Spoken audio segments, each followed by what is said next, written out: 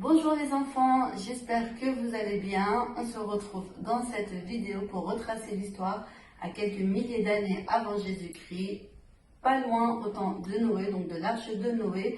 C'est-à-dire que là, on se situe vraiment au moment de la création. Et on va parler de la tour de Babel qui s'est déroulée à Babylone, donc actuellement qui se trouve en Irak. Avant de raconter l'histoire de la tour de Babel, on va comprendre ensemble qui est le personnage principal, qui est le grand roi Nemrod.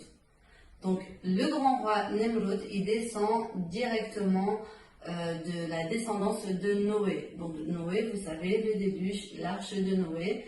Il y a eu Noé, il y a eu son fils Cham.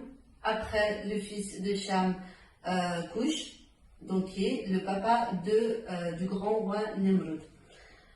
Le roi Nemrod, qui était un chasseur réputé, un héros, on le surnommait le héros, il a été le fondateur du premier royaume après le déluge de l'arche de Noé.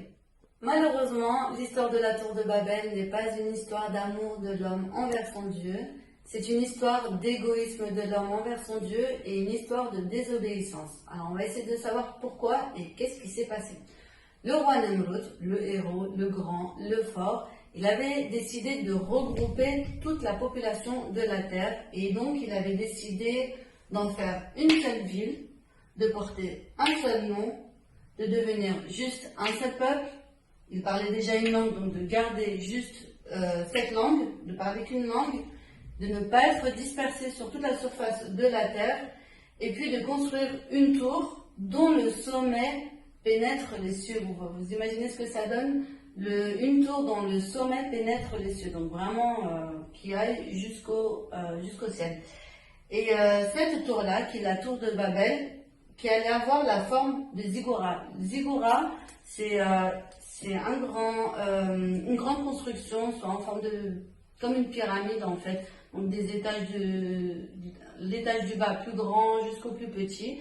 Et puis sur le sommet, ça permettait au peuple d'étudier la science, donc ils étudiaient la science à travers les étoiles. Et puis pour le roi, c'est ce qu'ils pensaient en tout cas, ça permettait à leur Dieu de descendre vers l'homme et puis à ce roi de s'élever jusqu'à la divinité. Donc la tour de Babel, ils avaient l'intention pour eux d'atteindre le paradis. Ils pensaient qu'arriver au moment où donc peut-être où il y a les nuages, donc atteindre le paradis, d'accéder au paradis comme ça. Et puis la tour de Babel qui signifie porte du Dieu. Dans cette histoire, l'intention du roi Nemrod n'était malheureusement pas l'intention de Dieu. Et oui, vous savez, dans la Bible, au moment de la création, Dieu demande au peuple de se multiplier pour remplir la terre. On ne peut pas remplir la terre quand on reste dans une seule ville, quand on porte qu'un seul nom, quand on ne parle qu'une seule langue, quand on n'est qu'un seul peuple. Sur toute la surface de la terre, c'est vraiment compliqué. Alors, qu'est-ce qui s'est passé? Dieu est descendu, il a vu l'orgueil de l'homme, il les a punis. Qu'est-ce que Dieu a fait? Eh bien, ce peuple-là, il l'a dispersé et la langue, il l'a confondue. Donc, il n'arrivait plus à se comprendre.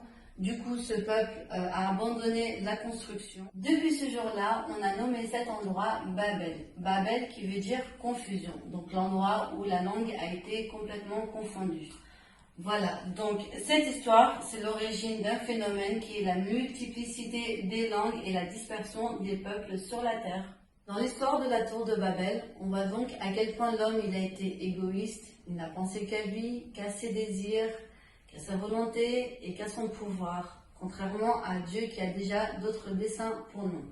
Aujourd'hui, on peut en tirer une très bonne leçon, c'est qu'il faut avoir confiance à la volonté de Dieu.